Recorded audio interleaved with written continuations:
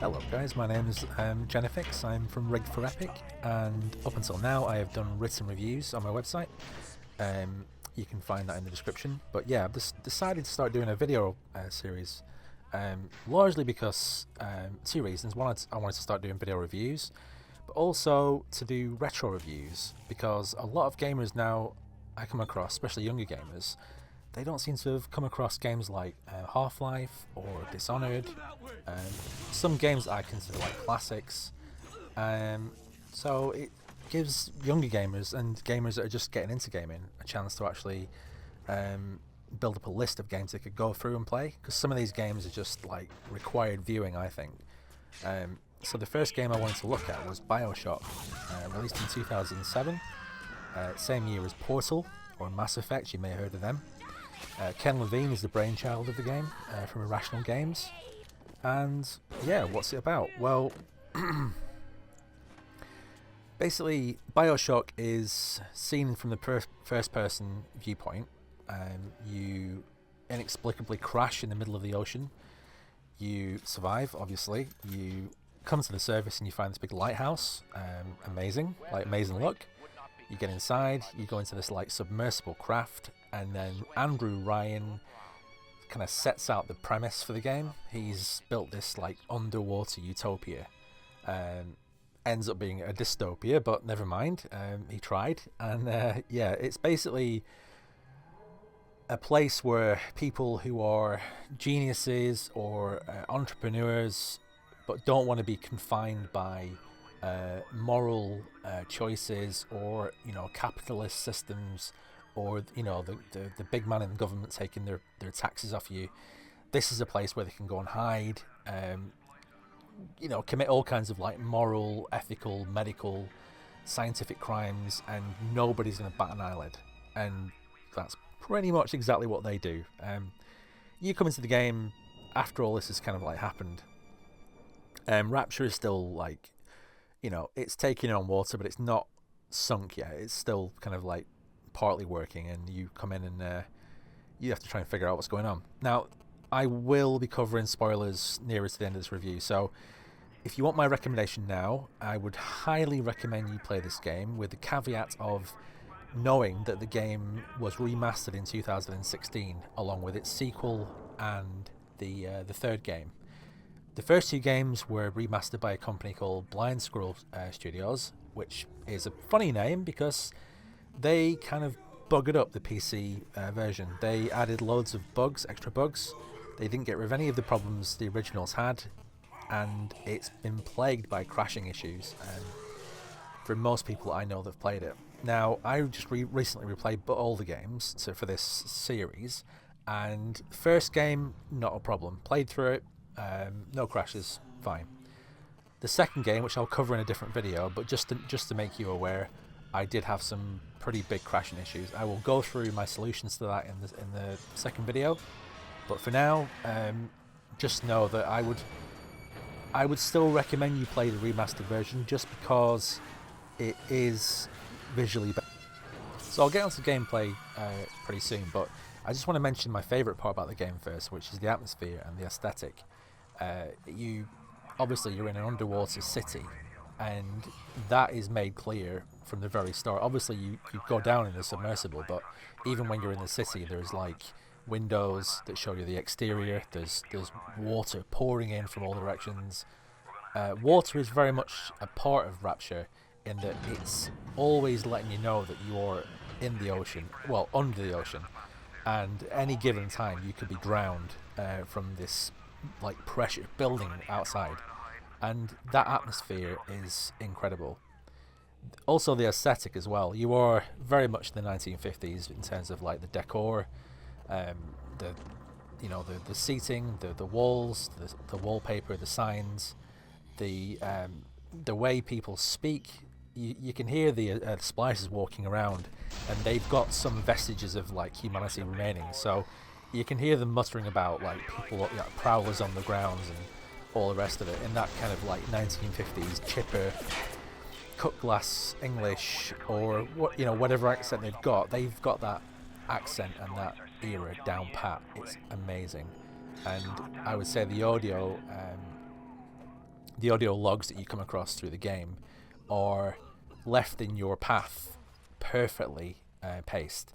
So every time you enter a new area, you'll see a glowing audio log. You'll pick it up, and it starts to feed into the whole backstory of Rapture. What happened before you? You're following a story. You're following a path that is that all this stuff has already happened around you, and you're coming in and seeing the after effects, and it becomes really fascinating just to find out how all this kind of like started, how it all broke down, the stories of individual people you find throughout the way, doctors, civilians, people who have been instrumental in how Rapture was formed, and are now kind of like second guessing their choices and wondering like, did they do the right thing?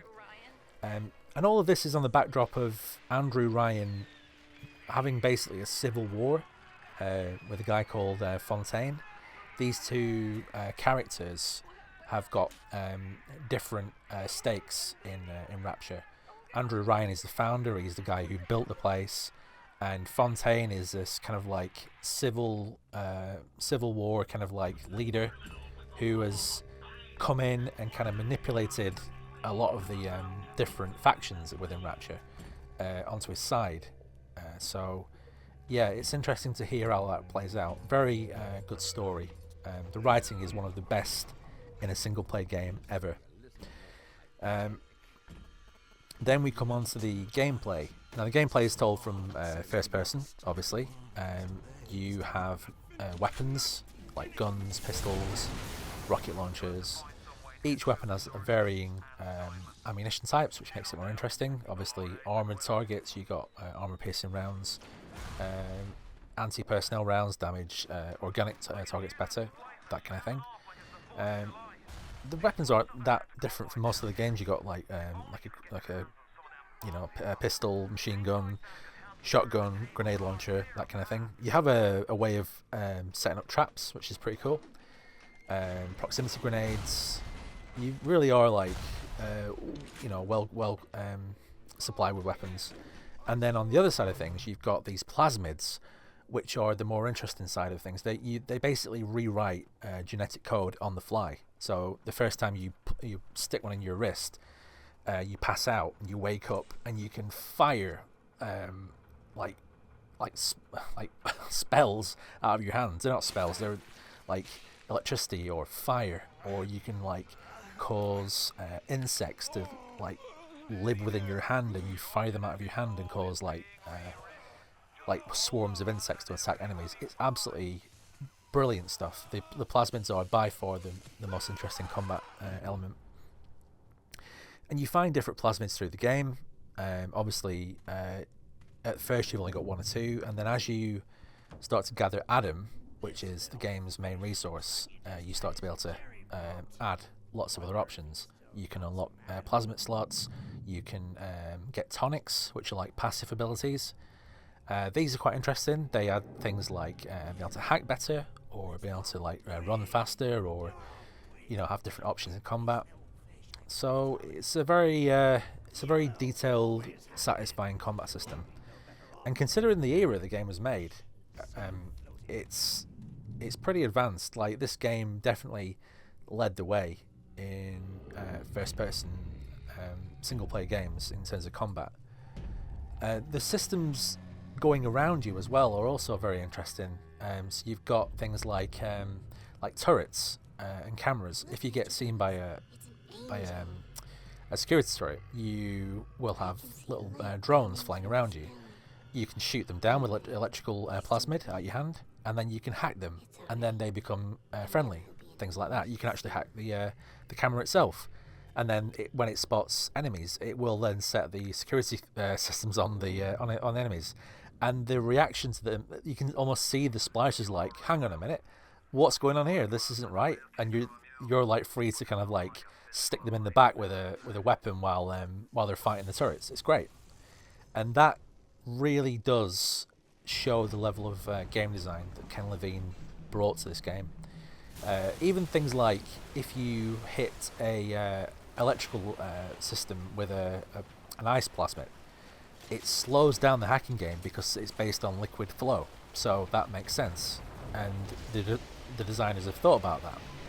So yeah, there's lots of different things you can use. The hacking game itself is fun for a couple of hours, and then definitely overstays its welcome. Every time you want to hack something, you have to place the pipes in the right order for the flow to go through, and yeah, there's no getting around it. The game is definitely overused, and by the end of the game, I was sick to death of it. I've played through Bioshock about 7 or 8 times now, and each time I don't look forward to the mini game, but you have to do it. There's no way around it. So that's it's one of them.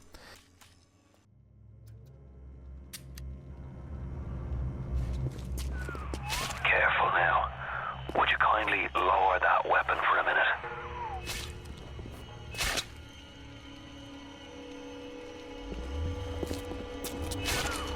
You think that's a child down there? Don't be fooled. She's a little sister now. Somebody went and turned a sweet baby girl into a monster. Whatever you thought about right and wrong on the surface, well, that don't count for much down in Rapture. Those little sisters, they carry Adam, the genetic material that keeps the wheels of Rapture turning. Everybody wants it, everybody needs it.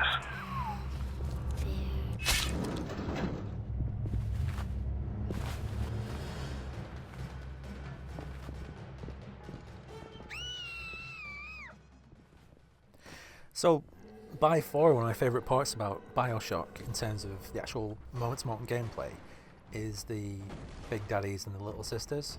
So within probably an hour, you'll have probably encountered the big daddies and the little sisters. They're walking around. You can usually hear them before you see them, due to the speech from the little sister and the big, massive pounding footsteps from the big daddy. Basically, the little sisters are walking around, gathering Adam from the corpses lying around, and then they absorb it into their stomachs, and they become almost like containers for the Adam. All wholesome stuff. So when you get near a big daddy, this is where the game design really takes off again. So instead of just attacking you outright, the big daddy will give you warning signs. Their eyeglasses change colour, and they'll start stomping on the ground and waving around, giving you visual warnings they're going to attack. And then if you don't back off, then they will attack you. Now at some point you're going to have to fight one anyway, because to deal with the little sisters you have to defeat them first. And yeah, they are a decent fight. They're a decent challenge. They will come at you pretty hard. They've got drills, they've got range weapons. They will smash you around the level if you give them chance, and so you have to prepare ahead. You have to use electrical plasmids to kind of stun them. You can use the security devices, you can use grenades, and then once they're defeated, then you have the choice of, do you harvest all the Adam from little sister and kill her, or do you take half of it and then and then let them live. So it depends on what you want to do, really, but there are other rewards later on for making the good choice, which then kind of pan things out a little bit. So it just depends on which way you want to go in terms of role playing. Right, guys, I'm coming to the end of my review. I think I've said pretty much everything I want to say. Just to summarise, yeah, Bioshock is definitely one of my favourite FPS games in terms of single player. It's a game I think you should still play if you haven't played it before in 2025. I will also say play the remastered versions of Bioshock 1 and 2, just because even though they've got issues in terms of crashing, if you can get that fixed by doing the various fixes you can do, the visuals are definitely a little bit above where the first game was. And unfortunately, like movie stars, games do age and they start to show their cracks. This game has aged, unfortunately, and the assets and the effects are definitely of a past era, but the actual overall design helps carry the game through. So guys, that's the end of my video review for Bioshock. I hope you've enjoyed the video.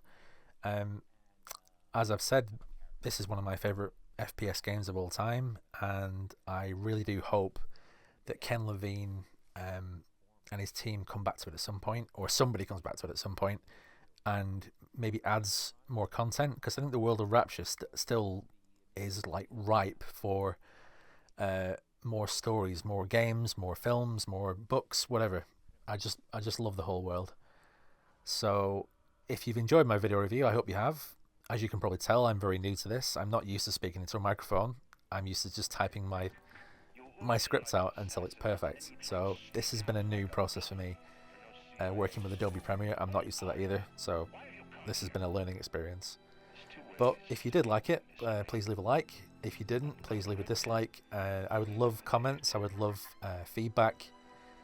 And that's it. Take care, guys, and I'll see you in the next one.